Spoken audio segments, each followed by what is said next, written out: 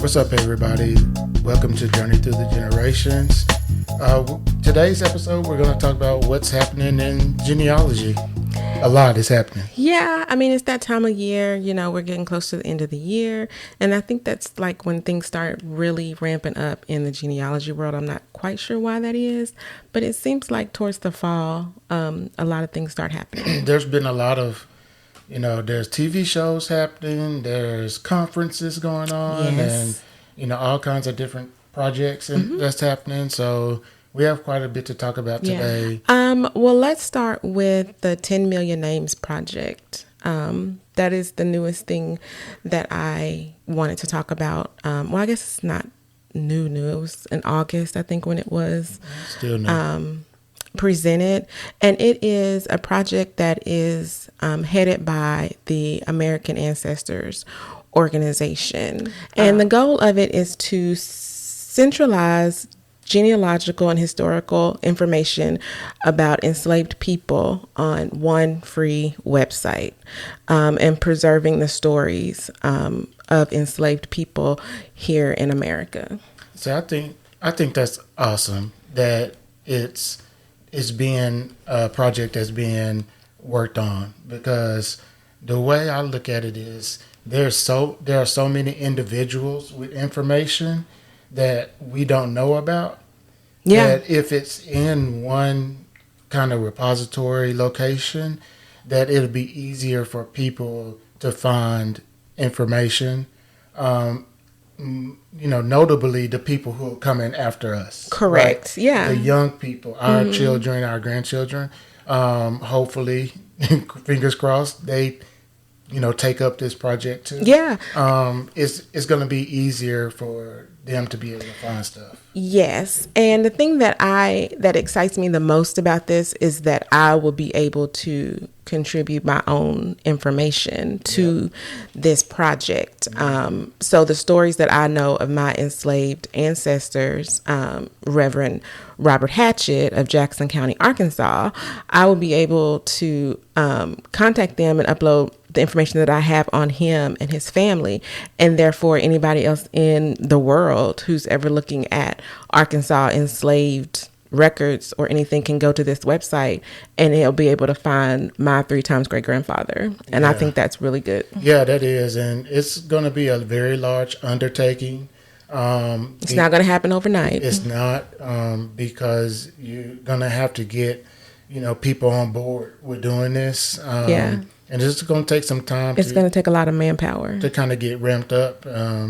But, I think it'll be one of those good things that they'll start sharing information once it's, they start collecting everything. And it's not like one of those things where we'll wait till we get, 1 million records or something like that. And, so people will be able to use it. Right. And I think this, it's going to be very much tangible, where as they go along, the stuff is going to be available as they go along and not necessarily when they get done with it. So the goal is that they will have 5 basic record collections in this project.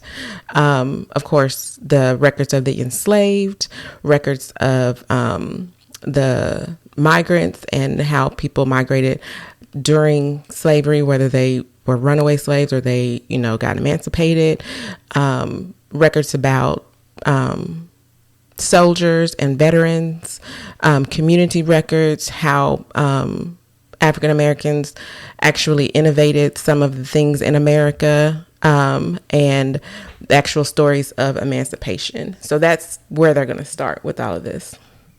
Yeah, and that all sounds like good information. Now, one of the things that I was concerned about, and I think you were too, is with the organization American Ancestors heading this up.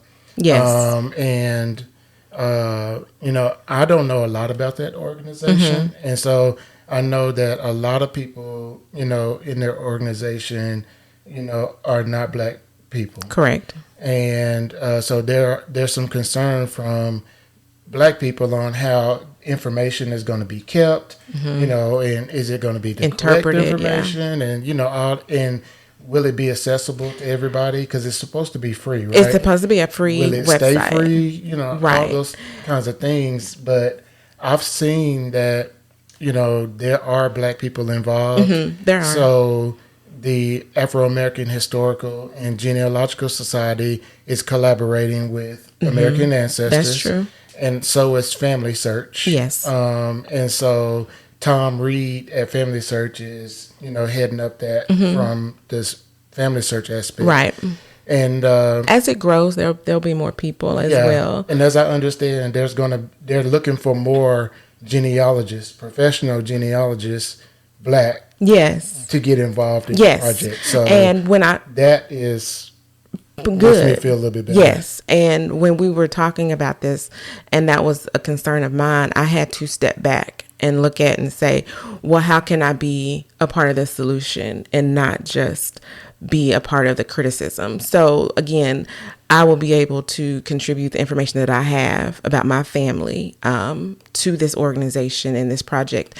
And that makes me feel a little bit more comfortable. But at the same time, you know, in today's society and the climate that we live in, it's just a question that we as Black people will have is, how is this information going to be preserved and interpreted? Because, you know, there are places in America now that don't want to teach our history.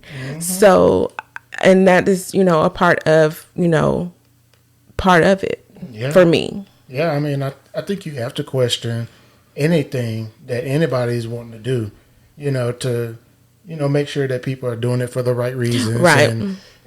And it's going to be not taking advantage of, you know, Black people and stuff like that. Yeah. And so, you know, I'm, you know, what I told you when we were talking about it, you know, just wait and see. Correct. Because we're just not going to get all the information right now. Yes. And so, I am trying to be a part of this project by contributing to it and learning more about American ancestors as a whole. So I went to the website, I downloaded the newsletter.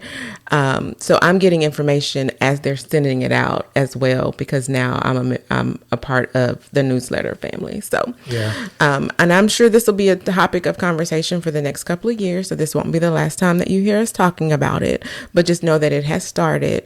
And if you have information that you would like to contribute to this project, you can go to 10millionnamesproject.org. And I'm planning to interview Tom Reed with Family Search on my podcast, Black Genealogy Corner. So if you want to hear, you know, more about that from a Family Search perspective, then, you know, listen for that. And you probably should just go ahead and Just subscribe to my podcast anyway.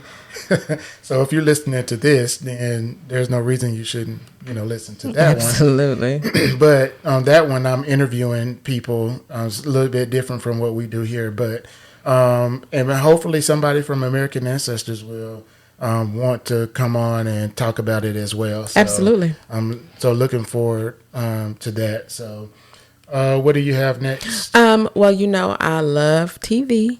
So let's talk about what's going on in Genealogy TV. Yeah, so let's talk about relative race. Let's. So I'm a little bit embarrassed to say it's been on for, I think, 3 weeks? 3 weeks, and yes. I have not seen one single episode yet. Well, you need to get started. But I've been busy. I know. A lot of stuff going on for me, and it's football season too. That is true. But the good thing about... But I can watch it.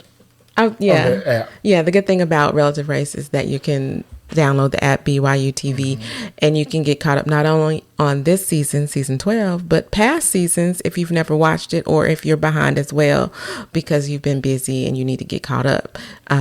Anywhere you can, you know, Roku, all of those type of places that you can download apps to watch on. Yeah, I think last season I watched it while I was at work, like during the week. Yeah. And I'll probably do that again, but I got to slow down first. Okay. Because I'm just so busy. So. But I mean, Relative Race gains popularity every season. But just in case you've never seen it, I'll give you a little snippet of what it's about. It's 4 2-person teams that travel across the world, across the country in a car, to go visit and meet family that they've never met before because they have taken a genetic DNA test and their matches are who they meet. And they've never met them before, and they have to stay with them overnight, and then they go on to the next city to meet a new relative the next day.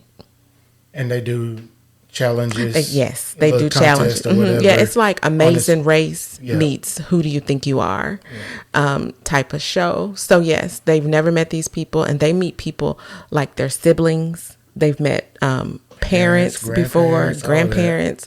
So it's not just they're meeting distant cousins on this show. They actually meet some close relatives. Yeah, and in the more recent seasons, it seems like there's been a big, I guess, a big showing of adopted people.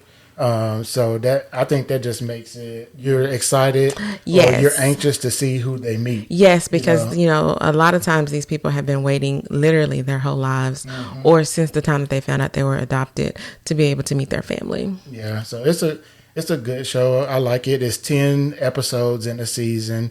When you race based on time. Yes, and if you get in last place each week, you get a strike, and you get 3 strikes, you're out of the game. So, but it's a great TV show. I like it. So if you haven't watched it, I suggest that you do watch at least one episode, and then you'll be hooked. So, yeah. What's the other show that's coming on? Finding Your Roots. I just saw a commercial for it. Finding Your Roots. I saw a commercial on PBS. I think I saw a commercial yesterday. Season 10 will be airing in January of 2024, and Finding Your Roots is really like the beginning of Genealogy TV. That's where it all started, for me at least, and so I love Finding Your Roots. And some of the guests this season are going to be LeVar Burton, which I can't believe he hasn't already been on there, because he was on Roots. He was Kunta Kinte.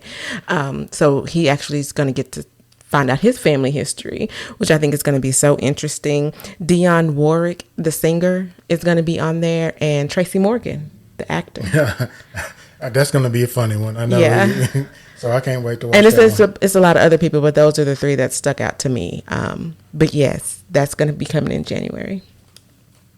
Cool. What's next? Well, we talked a little bit about that this is the season of conferences.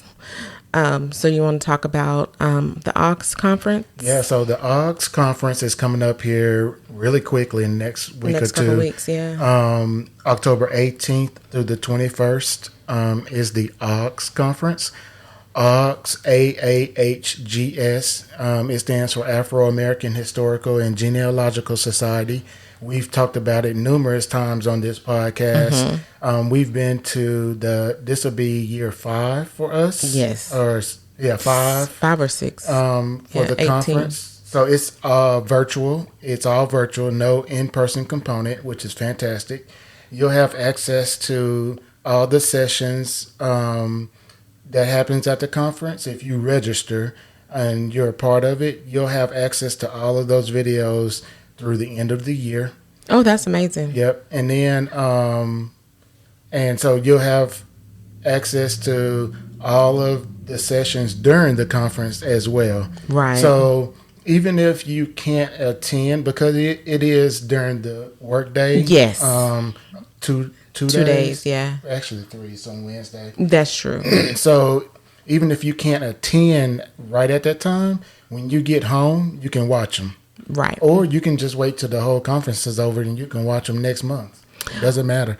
Right. And one of the things that I love about a virtual conference is even if I'm going to attend that day but I only get to actually watch one at a time, well, one session per time period, I still get access to all of the videos. So I'll be able to go to everything. Whereas if it was in person, I'd have to pick and choose. And then that's all I get. I think that's the difference with this conference is that, there are multiple sessions per time slot. Yes.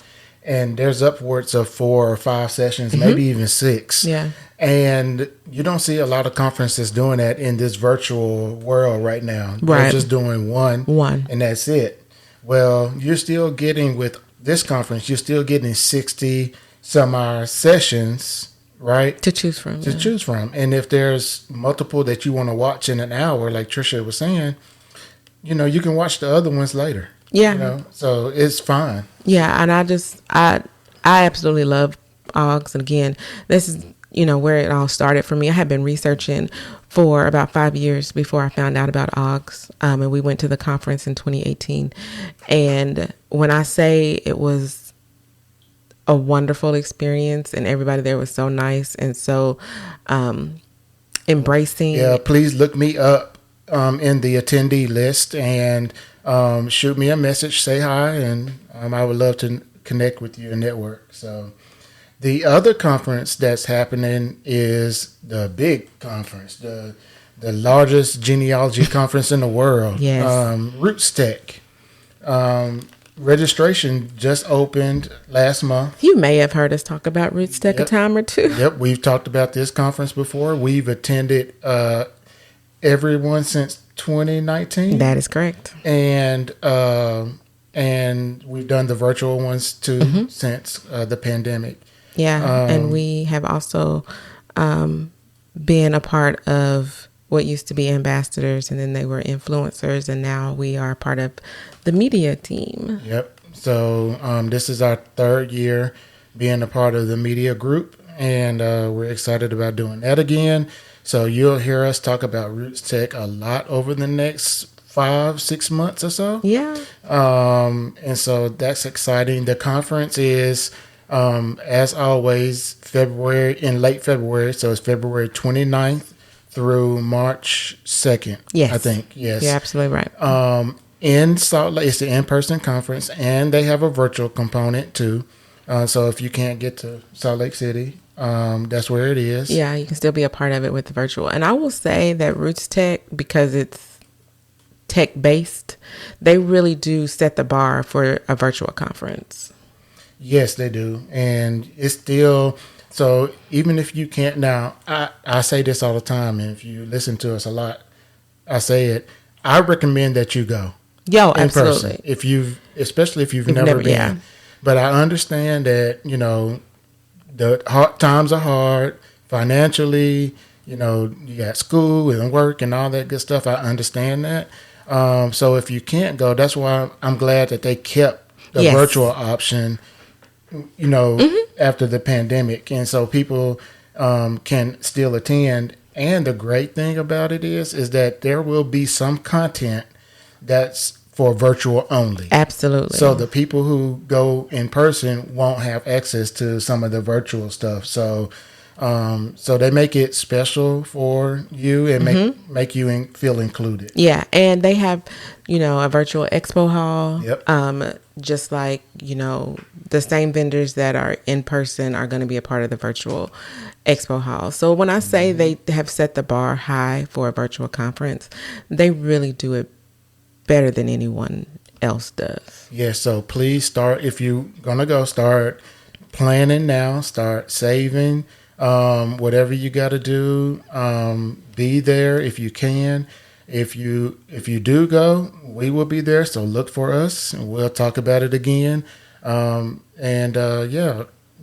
love Roots Tech. It's great. It's awesome. It has a great energy, and of course, it's right down the street from the Family Search Library. I can't ever get it right anymore. But so yes, and that is the largest library with genealogy and family history records in the United States, and it's literally 2 blocks away from the conference. Yeah. So if you're able to go, just make sure you block out some time to be able to go do some research as well. Yep. So we'll talk a lot about that stuff later on as we get closer to the conference. So what else do we have? Other than that, we have some upcoming episodes for this podcast that are going to be coming out soon. And other than that, I think that's about it. We're just excited to, we did some traveling during the summer. We were able to spend some time with our family, reset, and now we're ready to get back in the groove of things. Yep, and we're going to have a special Roots Tech announcement in, I think, 2 days probably from when you hear this or when this podcast is published. Yes. And that'll be one that you'll want to hear. Yeah, you don't want to miss. Yep. So, all right, guys, we appreciate you for listening. Thank you so much for being a part of our podcast. I would implore you to, and I ask you to look up my podcast, Black Genealogy Corner. I'm on anywhere you can find your podcast. If you're listening to this podcast, my podcast is right here too. Yes. So look it up. I'm also on Instagram and I have Twitter, Black Genealogy Corner.